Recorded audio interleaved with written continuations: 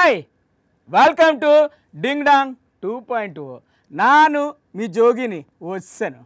రాజకీయం అంటేనే పబ్లిసిటీ, అదే పబ్లిసిటీ ఉంటేనే పదవి. తమ వెంట కెమెరామెన్ లేకపోతే కొంతమంది నాయకులు అసలు ఇంట్లో నుండి కాలు బయట పెట్టరు. రోజుకు మినిమం ఒక్క ప్రెస్ మీట్ కూడా లేకపోతే అన్నం సహించదు. కెమెరాల ముందు వాళ్ళు చేసే పెర్ఫార్మెన్స్ చూసి ప్రజలు నవ్వుకుంటున్నారని తెలిసి కూడా ఏమీ తెలియనని నటించేస్తుంటారు. ప్రజలు కూడా అంతే, మాకేమీ తెలియదు అన్నట్టు ఏం చేసేసేస్తూ ఉంటారు. ఇకపోతే ఈ వారం కూడా బోల్డని తమాషాలు తీసుకొస్తాను. అయ్యేటి చూసే ముందు మరి హెడ్లైన్స్ చూసేద్దాం. కొత్త ఐడియాతో కేక పుట్టించిన చంద్రబాబు. పశువులకు ఒక హాస్టల్ పెడతాం. నారా లోకేష్ కు అంబటి వార్నింగ్. తొందరపడి మాకరా సుందరబదన ముందుంది ముసళ్ళ పండగ. డిప్యూటీ సీఎం ఏం చేస్తున్నాడని నిలదీసిన ఆర్కే రోజా. ఓజీకి 1000 రూపాయలు పెంచితే చాలు టికెట్. బాలకృష్ణపై జూపూడు ఫైర్. పనికి మాలిన బ్యాచ్ అంతా కూడా హీరోలు అయిపోయి తర్వాత ఎమ్మెల్యేలు అయిపోయారు. రేవంత్ రెడ్డికి పరిపాలన చేత కావట్లేదన్న కేటీఆర్. ముఖం బాగా లేకపోతే వెనకడికి కూడా అద్దంబల కొట్టినాడు. జీఎస్టీ తగ్గింపుపై మండిపడ్డ పొన్నం. జిఎస్టీ పేరు మీద రక్తం పీల్చిండేవారు. పశువుల కాపరి అవతారం ఎత్తిన తిరకాసు.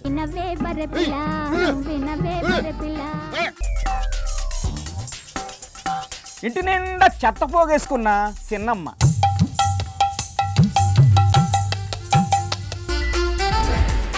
ఎప్పటికప్పుడు కొత్త ఆలోచనలు ఆవిష్కరణలతో దూసుకుపోవడంలో బాబు గారిని మించిన వాళ్ళు ఓల్ ఇండియాలోనే ఎవ్వరూ లేరు.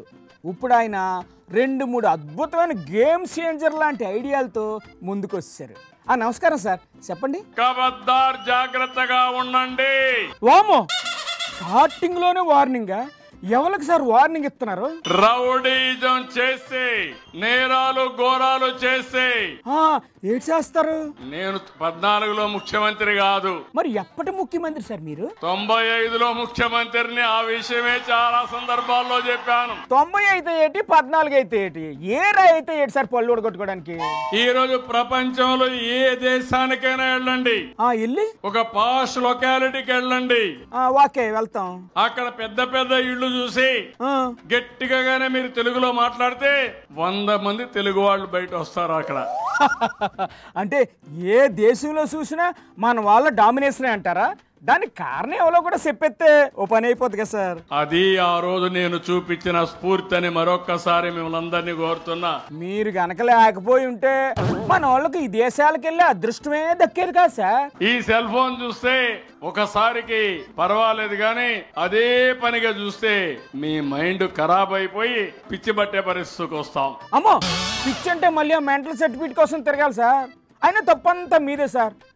ఏళ్ళ మీరు సెల్ ఫోన్ తీసుకురాకపోయి ఉంటే ఈ పరిస్థితి వచ్చేదా చెప్పండి. ఇంకా కొత్త స్కీమ్లు ఏమైనా ఉన్నాయా సార్ చెప్పాల్సినవి? నేను ఇప్పుడు చూశాను. ఏం చూసారు? పశువులు ఇంటి దగ్గరనే ఉన్నాయి, పేడ రోడ్డు మీద ఉంది.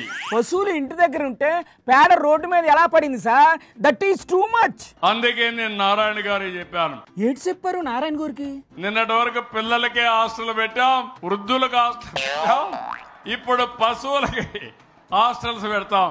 ఆ హాస్టల్లో ఏంటి ఉంటాయి సార్? మీ పశువులన్నీ అక్కడే ఉంటాయి. షెడ్లు కట్టిస్తాం, దానికి కావాల్సిన గడ్డి గాని అవన్నీ కూడా తెప్పిస్తాం. నాకు డౌట్ సార్, ఇప్పుడు ఆ పశువుల హాస్టల్కు వార్డెన్ గా ఎవరిని పెడతారు సార్? ఆ పోస్ట్ ఏదైనా మంచి దున్నపోతకి ఇవ్వండి సార్, బాగుంటది. ఎంతైనా మీ ఐడియాలు సూపర్ సార్, సూపర్. ప్రపంచంలో ఏంటి జరిగినా ఆయన ఖాతాలో వేసేసుకోవడం బాబు గారు స్పెషాలిటీ అని అంటున్నారు బొగ్గన గారు. నమస్కారం సార్, బాబు గారు మాట్లాడినారా? పోలవరం మొదలు పెట్టిందే మనము అన్నారు. అలాగే చెప్పుకుంటున్నారు సార్ ఆయన. మరి దానికి మీరేదంటారు? మేమేం చెప్పగలుగుతాము, ఎవరేం చెప్పగలుగుతారు? మీరు చెప్పకపోతే మొత్తం నేనే చేసేసానని క్లెయిమ్ చేసేసుకుంటారు ఆయన. ఎవరన్నా కాదండి అని చెప్పేవాళ్ళు ఉన్నారు అక్కడ. మంత్రులు చెప్పరా? మంత్రులు చెప్పగలుగుతారా? లేదండి మీరు చెప్తుండే తప్పు. మరి ఎమ్మెల్యేలు చెప్పగలుగుతారా? అధికారులు కూడా చెప్పలేరా? ఆఫీసర్లు చెప్పగలుగుతారా? పోనీ మీడియా అయినా చెప్పాలి కదా. ఒకరో ఇద్దరో చెప్తున్నారు, మిగతా వాళ్ళందరూ ఎట్లున్నారంటే ఎలా ఉన్నారు సార్? పోలవరం ఏంటి సార్, నాగార్జున సాగర్ కూడా మీరే కదా కట్టిండేది అనేటట్లున్నారు. అవును సార్, బాబు గారు భజన తప్ప ఇంకేమీ అవసరం లేదు ఓ సెక్షన్ మీడియా వాళ్ళకి. ఆయన ఒకవేళ చంద్రబాబు నాయుడు గారు ఒకవేళ నాగార్జున సాగర్ నేనా ఎప్పుడు అంటే లేదు సార్ మీరు మర్చిపోయినట్టున్నారు, అది కూడా మీరే కట్టిండేదని చెప్పేటట్లు ఉన్నారనమాట మీడియా. ఇంకెవరో మాట్లాడే వాళ్ళు లేరా మరి? మిగిలేదు ఎవరు? ప్రతిపక్షం మేము ఉన్నాం. ఇంకా మేము ఏం మాట్లాడినా ఆయన కోపం వస్తుంది. కోపం వస్తే కేసులు పెడతారు. ఏంది అని నాకు ఒకసారి సీనియర్లు తెలుగుదేశం పార్టీలో సీనియర్లు ఉంటారు కదా, నేను అడిగిన అనమాట. అంటే ప్రపంచంలో ఏదైనా కానీ కొత్తగా వచ్చినది ఉంటే ఫస్ట్ దాని గురించి మాట్లాడడము, లేదా ఒక ఫౌండేషన్ స్టోన్ వేయడం, అది ఎలాగో పికప్ అయిపోతుంది కదా. పికప్ అయినప్పుడు నేనే కదా మొదలు పెట్టిండేదని చెప్పొచ్చు అనేది స్ట్రాటజీ ఇది మాది. ఈ స్ట్రాటజీ ప్రకారంగా మేము నడుస్తున్నామని చెప్పి ఆయన నాకు చెప్పడం జరిగిందనమాట. ఓహో అదే బాబు గారు సీక్రెట్ స్ట్రాటజీ. మరి ఆయన స్ట్రాటజీని మీరు ఎలా ఎదుర్కొంటారో ఏటో. పవన్ కళ్యాణ్ గారు ఎన్నికలకు ముందు చెప్పిందేంటి, ఇప్పుడు చేస్తున్నదేంటి అని ప్రశ్నిస్తున్నారు ఆర్కే రోజా గారు. ఆయనకు పాలిటిక్స్ కంటే సినిమాలే బెటర్ అని ఓ సలహా ఇచ్చారు. నమస్తే మేడం. కూటమి ప్రభుత్వం అధికారంలో రావడానికి ముందు పచ్చపత్రిక ఈనాడులో వేసిన యాడ్ మీరు చూస్తుంటారు. అందరూ చూసాం కదా. సో అదే మేనిఫెస్టో ఉండాలి కదా ఈ రోజు అధికారంలోకి వచ్చాక. లేదా మరి దాంట్లో ఆడబిడ్డ నిధి కనిపించలేదు. ఎత్తేసాక ఇంకెక్కడ కనిపిస్తుందండి? నిరుద్యోగ భృతి అది అటకెక్కించేశారు, ఇంకెందుకు ఉంటది? అలాగే ఎస్సీ ఎస్టీ బీసీ మైనారిటీకి 50 ఏళ్లకే పెన్షన్ ఇస్తాము అని చెప్పారు సూపర్ 6 లో. అది కూడా లేపేశారండి. ముఖ్యమంత్రిగా ఉన్న వ్యక్తి తప్పు చేస్తే డిప్యూటీ సీఎం అనేవాడు నిలదీయాలి. మరి నిలదీయట్లేదే డీసీఎం గారు. నా ఓజీకి 1000 రూపాయలు పెంచితే చాలు టికెట్, మీరు ఎక్కడ చచ్చినా నాకు అనవసరం అని చెప్పి ఈరోజు పవన్ కళ్యాణ్ గారు ఏ విధంగా ప్రమోషన్స్ లో బిజీగా ఉన్నారో మీరు చూసారు. వాళ్ళ చేతిలో పని కాబట్టి టికెట్ రేట్లు పెంచేసుకున్నారు, తప్పేటుంది అందులో. మద్దతు ధర కోసం పోరాడాల్సిన పవన్ కళ్యాణ్ గారు ఈ రోజు దాన్ని పక్కన పెట్టి కేవలం హరహర వీరమల్లుడు రేట్లు పెంచుకోవడానికి, ఓజీ రేట్లు పెంచుకోవడానికి, ఈరోజు షూటింగ్లు చేసుకోవడానికి తను ఎంజాయ్ చేస్తున్నాడు లైఫ్. అరే ఏంటండి మీరు, పవన్ కళ్యాణ్ గారు ఒక్కరే దొరికారా మీకు? లోకేష్ గారు పోరాడొచ్చు కదా, బాలకృష్ణ గారు పోరాడొచ్చు కదా. అన్ని పవన్ కళ్యాణ్ గారే పోరాడాలంటే ఎలా కుదురుతుంది మేడం? ఎన్ని పోరాటాలని చేస్తారు పాపం ఆయన. దేనికి ఈయనకి డిప్యూటీ సీఎం పోస్టు, దేనికి ఈయన రాజకీయాల్లోకి వచ్చాడు? రాజకీయాలు చేయడానికి వచ్చారు, మధ్య మధ్యలో సినిమాలు చేసుకుంటున్నారు మెయింటెనెన్స్ కోసం. అది కూడా తప్పేనా? షూటింగ్ చేసుకో, నీకెందుకు పాలిటిక్స్? షూటింగ్లు చేయాలన్నప్పుడు షూటింగ్లు చేసుకుంటారు, పాలిటిక్స్ చేయాలనుకున్నప్పుడు పాలిటిక్స్ చేస్తారు, అంతే. Power star Pawan Kalyan cinema OG release అయింది తెలుసు కదా. ఫ్యాన్స్ పండగ చేసుకుంటున్నారు, థియేటర్ల దాకా మామూలుగా లేదు సందడి. అది పీకే పవర్ అంటే. అంతా బాగానే ఉంది కానీ టికెట్ రేట్లు పెంచాల్సిన అవసరం ఏంటి అని ప్రశ్నిస్తున్నారు వైఎస్ఆర్సీపీ వాళ్ళు. అదిగో అక్కడ అంబటి రాంబాబు గారు ఉన్నారు. నమస్తే గురుగారు. 1000 రూపాయల ఏందండి ఇది? నాకు అర్థం కాలేదు. వాళ్ళ ప్రభుత్వం వాళ్ళ ఇష్టం అండి, 1000 కాకపోతే 2000 చేస్తారు. అదేమంటే మా కడుపు మంట అంటారు. ఆ ఓజీ మీద మా కడుపు మంట ఏమి లేదు. మీరేం చెప్తారు ఈ సినిమా గురించి? ఓజీ బ్రహ్మాండంగా ఆడాలని కోరుకుంటాం, మాకేమి అభ్యంతరం లేదు. దానయ్యకి దండిగా డబ్బులు రావాలని కూడా కోరుకుంటాం. ఇప్పుడు దానయ్య అంటే ఓ నిర్మాత దానయ్యా. నిజమే, నిర్మాత గట్టిగా డబ్బులు వస్తేనే కదా ఇంకో బొమ్మ తీసేది. దండిగా డబ్బులు ఎప్పుడు? సినిమా సక్సెస్ అయితే దండిగా రావాలి, సక్సెస్ కాకపోయినా దండిగా వచ్చే మార్గాలు చూస్తున్నారు. ఏదో విధంగా వస్తున్నాయి కదండి డబ్బులు. దిస్ ఈజ్ కాల్డ్ దోపిడీ. ఈ దోపిడీ మంచిది కాదు. ఎవరన్నా సినిమాలు తీసేది డబ్బుల కోసమే కదండి, సమాజ శ్రేయస్సు కోసం కదా తీస్తున్నారేంటి? సినిమా హిట్ అయితే ఎక్కువ డబ్బులు వస్తాయి, సినిమా ఫ్లాప్ అయినా కూడా పీక్ తినేద్దాం అనుకుంటే తప్పు. ఇదిగో మీరు ఇలా అన్నారంటే ఆ జన సైనికులు ఊరుకోరు, అసలే కాక మీద ఉన్నారు. అదేమంటే మా జనసేన వాళ్ళు మా మీద పడతారు, ఇలా బాండా ఉమా మీద పడాలి, మా మీద పడే ఉపయోగం చెప్పండి. ఇది మరీ బాగుంది. మధ్యలో బాండాని ఎందుకు లాగుతారు సార్ మీరు? ఊరిని టికెట్ రేట్లు పెంచుకుని డబ్బులు చేసుకోవటం కాదు నాయనా. మీరేమో కూటమి నాయకుల మీద సెటైర్లు వేస్తున్నారు, అక్కడ వాళ్ళు మీ పార్టీ నాయకులందరి మీద ఏదో ఒక కేసు పెట్టి లోపల వేయాలని చూస్తున్నారు. పెట్టిపారేమను కేసుల్లో పెట్టేసి లోపల దోసేయమను, అదే పనిలో ఉన్నాడు అబ్బాయి. ఎలా సార్ మరి ఆ కేసులు ఎలా ఎదుర్కొంటారు మీరు? తొందరపడి మాకరా సుందరబదన ముందుంది ముసళ్ళ పండగ. అంటే in front there is crocodile festival. ఇంకెంత టైం ఉంది సార్ ఆ ఫెస్టివల్ కు? సంవత్సరం అయిపోయింది, ఇంకా 3.5 సంవత్సరాలు ఉన్నాయి. ఆ 3.5 సంవత్సరాల తర్వాత ఏంటి సార్ పరిస్థితి? ఈ 3.5 సంవత్సరాలు అయిన తర్వాత ఉంటది భజన. అంటే ఫెస్టివల్ కోసం మరి మీరు 3 ఏళ్ళు ఆగాల్సిందే, ఇంకా ఏడు చేసేది లేదు. హీరోలు సినిమాల్లో డైలాగులు చెప్పిన యాసాలు వేసినా బ్రహ్మాండంగా ఉంటుంది. అలాంటి హీరోలు రాజకీయ నాయకులు అయ్యి అలాంటి డైలాగులే మాట్లాడితే అస్సలు బాగోదు. కామెడీ అయిపోద్ది, జీరోలు అయిపోతారు. అలాంటి మాటలు మాట్లాడిన బాలకృష్ణ గారికి గట్టిగా వార్నింగ్ ఇచ్చారు జూపూడి ప్రభాకర్ గారు. నమస్కారం సార్. సైకో అన్న పదం ఆయనకి ఆయన పెట్టుకుంటే బాగుంటుందేమో. ఆయన మీకు సైకోలా కనపడుతున్నాడా? నువ్వు ఎలాంటోడో తెలుసు, మీకు ముందే తెలుసా? మీలంటే ఆ పనికి మాలిన బ్యాచ్ అంతా కూడా హీరోలు అయిపోయి తర్వాత ఎమ్మెల్యేలు అయిపోయారు. ఆయన బావ చంద్రబాబు గారు ఓకే అంటే మంత్రి కూడా అయిపోతారు. అంత మాత్రాన్ని పనికి మాలిన బ్యాచ్ అయిపోతాడా? కదిలిస్తే 2 నిమిషాల్లో ఎన్ని బూతులు వస్తాయో మీ నోటి నుంచి తెలుసు. మీరు ప్రజాప్రతినిధులా? అది ఆర్ట్ సార్, తెలుసుగా. ఆయన పెద్ద ఆర్టిస్ట్. పొరపాటున ఏ సభల్లోకి రాకూడదు, అక్కడికి వచ్చారు. షూటింగ్ గ్యాప్ వచ్చి ఉంటది, వచ్చారు. ఏ రిలాక్సేషన్ కోసం ఆ మాత్రం రాకూడదా? జగన్మోహన్ రెడ్డి గారిని మాట్లాడేటప్పుడు పిచ్చి పిచ్చిగా మాట్లాడితే ఏంటి బాలకృష్ణగా వార్నింగా? ఒళ్ళు నోరు దగ్గర పెట్టుకుని మాట్లాడమని హెచ్చరిస్తా ఉన్నాను జూపూడి ప్రభాకర్ రావు. ఆయన గురించి తెలిసా మాట్లాడుతున్నారా? నువ్వు కదా మెంట్లోడివి. మెంటలోడా? ఏడు సార్ అంత పెద్ద ఆర్టిస్ట్ పెట్టుకుని మెంటలోడ్ అంటారు? అసలు అతను మెంటలోడ్ అంటానికి మీ దగ్గర ఏం ప్రూఫ్ ఉంది సార్? నువ్వు ఒక మెంటల్ సర్టిఫికేట్ తెచ్చుకొని. ఓహో, సర్టిఫికేట్ కూడా ఉందా? ఎవడో రాసిన పాటలకి, ఎవడో చేసిన మ్యూజిక్ కి తైతక్కలాడి అప్పటికప్పుడు హీరోలు అయిపోయినటువంటి చిల్లర బ్యాచ్ మీది. ఏడు సార్ అంత పెద్ద హీరోని పెట్టుకొని చిల్లర బ్యాచ్, మెంటల్ బ్యాచ్ అనుకుంటారు? అసలు బాలయ్య బాబు అంటే ఏంటనుకుంటున్నారు?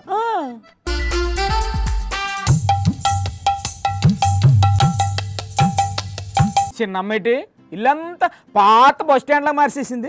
ఈ చెత్త డబ్బాకేమో ఒక కొత్త కుర్చీ, ఈ డబ్బాకేమో ఒక మిక్సీ కొత్తది, ఇంకా ఈ పెద్ద కవర్కేమో ఒక గ్రైండర్, ఇంకా ఈ చిన్న కవర్కేమో ఒక అద్దం, ఈ డొక్క సైకిల్ కి మేకప్ కిట్. సినిమా ఓ సినిమా వచ్చినావన్నా? దాన్నా నీకోసమే చూస్తాడా. ఇంత లేట్ అయినదేమి? సామాన్లు తెచ్చినవా? ఏమేం సామాన్లు ఉన్నాయి నీ దగ్గర? ఓ సినిమా ఎవరనుకుంటున్నావు? నాను జోగినాయన్ని. నువ్వా? నేను ఇంకా పాత ఇనుప సామాన్లోనే అనుకున్నా. ఏదైనా సినిమా నీకు? నేను నీకు పాత సామాన్లు అమ్ముకునే వాళ్ళ కనిపిస్తానా? మరి ఏం చేయమంటావున్నా? పొద్దుటి నుంచి ఈ చెత్త కవర్లకు, ఈ పాత సామాన్లకు కాపలా కాస్తా కూసున్నా. సడన్ గా ఎవరో పిలిచినట్లు అనిపిస్తే ఆ చెత్త బండి అయిపోయి వచ్చినాడు అనుకున్నా. పాత ఇనుప సామాన్లు ఏంటి, కొత్త సామాన్లు ఏంటి? అసలు ఆ చెత్త అంతా ఏంటి? కొత్త స్కీమ్ వచ్చింది నా, నీకు తెలుదు? కొత్త స్కీమా? ఏంటది? పాత సామాన్లకు, చెత్తకు కొత్త సామాన్లు ఇస్తారంటన్నా. అది కొత్త స్కీమ్ ఏంటి? ఎప్పటి నుంచో ఉన్నదే కదా. అదే ఆ ఐడియాతోనే ఇప్పుడు కొత్త స్కీమ్ పెట్టినారున్నా. ఓయమ్మో, ఇక్కడ ఒక ఎర్ర చెత్త డబ్బా ఉండాలా? నేను ఇందాక లోపలికి పోయి వచ్చేసరికి ఎవరు ఎత్తుకుపోయి ఉంటారు. ఖచ్చితంగా ఆ పక్కింటి కొండ ముచ్చిది రాధికనే ఎత్తుకుపోయి ఉంటది. అసలు నీ చెత్త డబ్బా ఎవరు ఎత్తుకెళ్తారు? ఎందుకు ఎత్తుకెళ్తారు? నీకు తెలుదున్నా? ఆ చెత్త డబ్బాకు కనీసం ఒక స్టీల్ డబ్బా అయినా వచ్చేది. దాని కళ్ళన్నీ నా చెత్త మీదే ఉన్నాయి. ఏంటి సన్నమ్మ ఈ తొక్కలో చెత్త పంచాయతీ? నో, నీ దగ్గర ఏమైనా పాత ఇనుప సామాన్లు, చెత్త కవర్లుంటే పారేయకున్నా నేను వచ్చి తెచ్చుకుంటా. అయినా మా ఇంట్లో చెత్త నువ్వేట్ చేసుకుంటావు సన్నమ్మ. ఊరికేం వద్దులేన్నా, నీకో స్టీల్ ప్లేటు 2 స్పూన్లు ఇస్తాలేన్నా. అసలు ఈ చెత్తకు, పాత సామాన్లకు కొత్త సామాన్లు ఎవరు ఇస్తారు అసలు? ఇంకెవరిస్తారున్నా? మా బాబు గారే ఇస్తారంట. కావాలంటే ఇనో పారి. రేపు ఎల్లుండో మీ ఇంటికి కొన్ని వాహనాలు వస్తాయి. మీ చెత్తంతా ఇస్తే దానికి వస్తువులు మీకు తిరిగి ఇస్తామని చెప్పి కూడా నేను మీకు తెలియజేస్తున్నా. నో, చూసినావా? ఇంకా ఏమన్నాడో చూడు. మీరేది పారేయకుండా ప్లాస్టిక్ డబ్బాలు గాని అన్ని అక్కడ పెట్టండి. ఇప్పుడు అర్థమైనదా? అందుకే వారం రోజుల సంధి ఈ చెత్తంతా బయట పారేయకోకుండా ఇంట్లోనే దాచి పెడతాండా. ఆ చెత్త వాహనాలు వచ్చే వరకు నువ్వు ఇలాగే చెత్త కుప్పల మధ్యలో కూర్చుంటావా? నేనైతే వాకిల్లోనే పెట్టుకున్నా. పక్కింటి చుంజుమా ఉందిలే లక్ష్మి, బెడ్రూమ్ లో, కిచెన్ లో కూడా చెత్త కవర్లు దాచుకుంది. తెలుసునా నీకు? ఊరికొస్తానమ్మా నువ్వు నీ చెత్త కబుర్లు. ఆ బాబు గారు పంపించే చెత్త వాహనాలు వచ్చే వరకు ఈ చెత్తలోనే కూర్చుంటే మొత్తం ఇల్లంతా గబ్బులేసిపోయి రోగాలు వస్తాయి. అంటే ఇప్పుడు ఆ బండ్లు రావన్నా? అవి వచ్చినప్పుడు ఇద్దు గాని ముందు ఆ చెత్త అంతా తీసేసి ఇల్లంతా నీట్ గా కడుక్కోసానమ్మా. ఓయమ్మో, రేపో ఎల్లుండా వాహనాలు వచ్చి చెత్త తీసుకొని కొత్త సామాన్లు ఇస్తామంటే నిజమే అనుకుని ఇంట్లోనే దాచుకుంటి. బా, ఇప్పుడు ఇల్లంతా కడుక్కోవాలా? తొందరపడి కోయిలు ముందే కూసినట్లు మా చిన్నమ్మ బాబు గారు మాటలిని చెత్తంతా పోగేసుకొని కూకుంది. చిన్నమ్మ కాదు, చాలా మంది నాయకులు చెప్పింది వీజుగా నమ్మేస్తారు. అది మరి పరిస్థితి. సెక్రటరియట్లో ఉన్న లంకి మిందులు ఏమయ్యాయి? ఎలా మాయమయ్యాయి? ఎవరు తవ్వి తీసుకుపోయారు? యూట్యూబ్లో తంబునైల్స్ లాంటి ఈ ప్రశ్నలకు సమాధానం చెప్పారు కేటీఆర్ గారు. నమస్తే సార్. అసలు ఇప్పుడు ఎలా ఉంది సార్ కాంగ్రెస్ ప్రభుత్వం పాలన? రేవంత్ రెడ్డికి పాపం ఇదివరకు మంత్రి చేసిన పని లేదు, ఆయనకు ప్రభుత్వం నడిపే సోయి లేదు, తెలివి లేదు. ఏ బాగా లేదా పాలన? వచ్చుడు ఏమన్నాడు సెక్రటేరియట్లో మొదటి రోజు, ఇక్కడ నేను లంకె బిందెలు ఉంటాయి అనుకుని వచ్చిన. ఇంతకు ముందు ఉండేవా సార్ లంకి బిందులు? లంకె బిందెలు ఉంటాయా సెక్రటేరియట్ లెక్కనండి? లంకి బిందెలు లేకపోతే సరే, మీరు మొత్తం ఖజానా అంతా ఖాళీ చేసిపోయారని అంటున్నారు కదా రేవంత్ రెడ్డి గారు. ముఖం బాగా లేకపోతే వెనకడికి ఎవడో అద్దం బల కొట్టినాడు. ఇప్పుడు అది కాదు సార్, మీరు లక్షల కోట్ల అప్పులు చేసి రాష్ట్రాన్ని దివాలా తీయించేశారంట కదా. అప్పు లేనో లెవెల్ ఉంటే శైలా పట్టురు. మీ వెనకాలన్న ఆ కమలాకరణ అని అడగండి ఓ పాలి. ఒక కమలాకరణ నాకు లేకపోవచ్చు కానీ నీకు కూడా అదే. అక్కడ కమలాకరానికి ఎంత చెట్టుకు అంత కాదు, ఆయనకు పెద్ద అప్పు ఉంది, మనకి చిన్న అప్పు ఉంది, అంతే తేడా. అయితే ఇప్పుడు ఏంటంటారు సార్? అప్పు లేనోడు ఎవడు ఉండు, అమెరికాకు కూడా అప్పు. అప్పు చేయడం తప్పు కాదు అంటారు, అంతేనా? అదిగో అక్కడ మంత్రి పొన్నం ప్రభాకర్ గారు ఉన్నారు.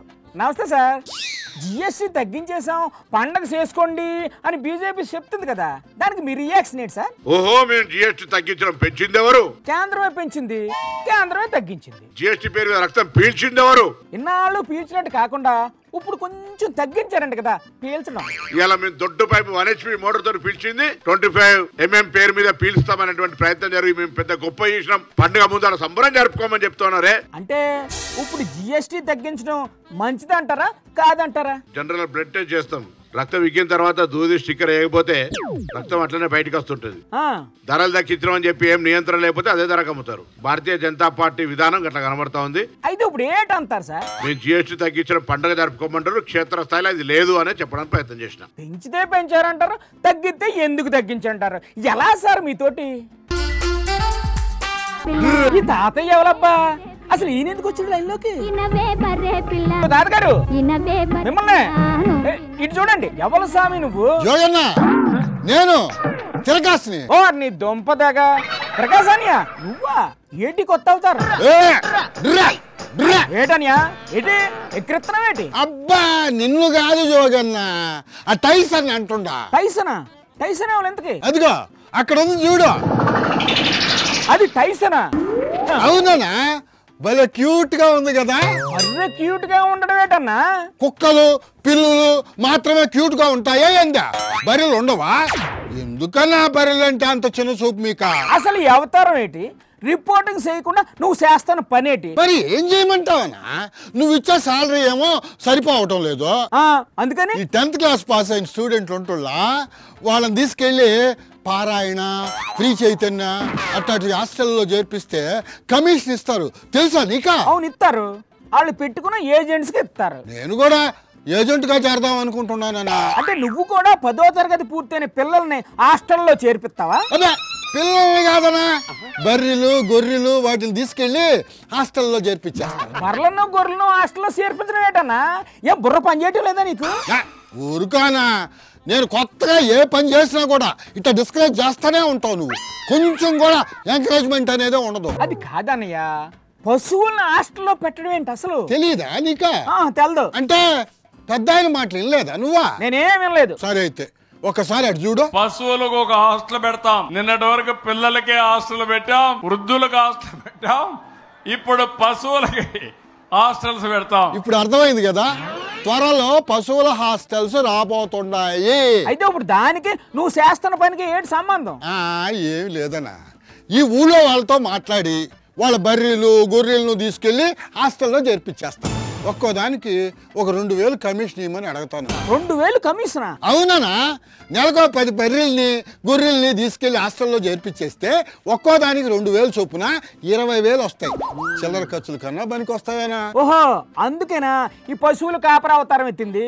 ఇంతకీ ఆ బర్రెలు ఎవరయ్యి? నీయేనా? అబ్బా ఆయన కాదనా, యూరియో కనుక్కొనే వాటి ఓనర్లతో మాట్లాడతా, వాళ్ళకు కూడా కొంత కమిషన్ ఇచ్చి డీల్ సెట్ చేసేసుకో. ఇప్పుడు అది కాదన్నయ్య. ఎవరు నువ్వు ఎక్కిరించేది? నన్నేనా? నిన్ను కాదనా, అనుష్కని అంటున్నానా. అనుష్కనా అంటే? అనుష్క అంటే హీరోయిన్ అనుకున్నావా ఏందా? అమ్మా ఆశ దోశ, అదిగో అదే అనుష్క. ఏటనే నాకు ఈ టార్చర్? యోగన్నో నీకో సర్ప్రైజ్. ఏటా సర్ప్రైజ్? ఇక్కడ మాధురి దీక్షిత్ కూడా ఉందన్నా, చూస్తా. ఇంకా చాలు, ఇప్పటికే చాలా ఎక్కువైపోయింది. ఆ బాబు జోగన్న మళ్ళీ ఏంటి? నీ దగ్గర ఏమన్నా బర్రెలు గాని గొర్రెలు గాని ఉన్నాయా? ఉంటే చెప్పు జోగన్న, వాటిని కూడా హాస్టల్లో చేర్పించేద్దామా? స్కాలర్షిప్ ఇస్తారేమో కూడా కనుక్కున్నావును. జోగన్న నాకు డౌట్ ఏంటి అనా, ఇప్పుడా పశువుల హాస్టల్లో బర్రెలు గొర్రెలతో పాటుగా గాడిదలకు కూడా అడ్మిషన్ ఇస్తారా? ప్రకాశాన్య, ఇప్పటికే నాకు బీపీ బాగా పెరిగిపోయింది. నువ్వు ఇంకా ఆపకపోతే ఏం చేస్తానో నాకే తెలియదు. ఈయనొకడు ఏ పని చేసుకోని విన్నారు కదా, పశువులకు హాస్టల్ అంట. అది పెద్ద ఆయన చెప్పాడో లేదో మా తిరకాసనే ఫాలో అయిపోతున్నాడు. ఇవ్వండి ఈ వారం ముచ్చట్లు. మరిన్ని జామ్ జటకలతో మరో ఎపిసోడ్లో కలుసుకుందాం. అంతవరకు సెలవు, నమస్తే.